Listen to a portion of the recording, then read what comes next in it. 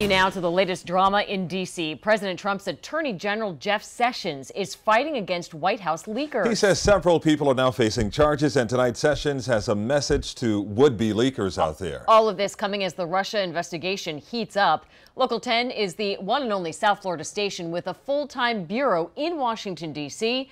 And our D.C. Bureau Chief Ross Palumbo joins us live now from the White House with today's developments. Ross. Well, Calvin and Janine, as you know, leaks have literally defined this administration. And now, even though they're trying to stop them today, again, more leaks on the Russia investigation. The president saying nothing while heading out on vacation. I have this warning for would-be leakers.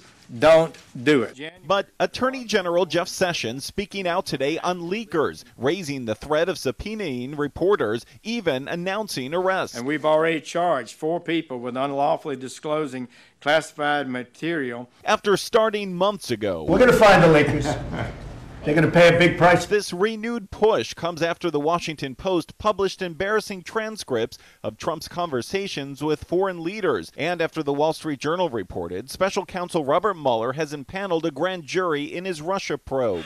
The Russia story is a total fabrication. Trump again denying any collusion. If they end up with an indictment. This morning, echoing a clip from Fox News and tweeting, there will be an uproar in this country if they end up with an indictment against a Trump family member just to get at the president of the United States. The president has said that Jim Comey, the former FBI director, assured him on 3 separate occasions that he is not personally a target of any investigation. Sources say Mueller has already issued subpoenas related to the June 2016 meeting at Trump Tower between a Russian lawyer and Trump campaign officials, seeking both documents and testimony from the people involved. I own nothing in Russia.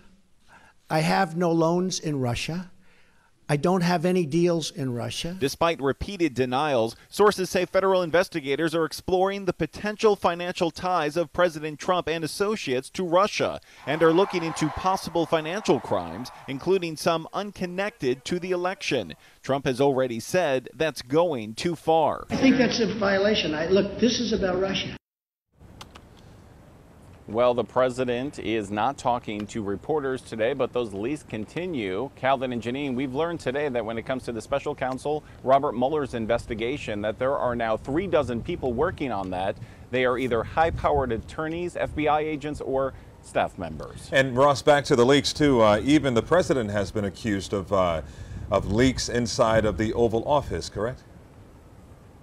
He has actually. Back in May, when he was meeting with the Russian foreign minister and the Russian ambassador, he released sensitive information that came from the Israeli government. The president claiming afterwards that he had the right to do it, to declassify anything he wanted, but it was considered a leak because, Calvin, that information was not ours to release in the first place. Yeoman's work always at the White House. Ross Palumbo. Ross, thanks a lot. And our coverage on the crackdown on leaks does not end here. Look for more coverage from Washington, D.C. from our partners at World News Tonight. That's ahead at 6:30.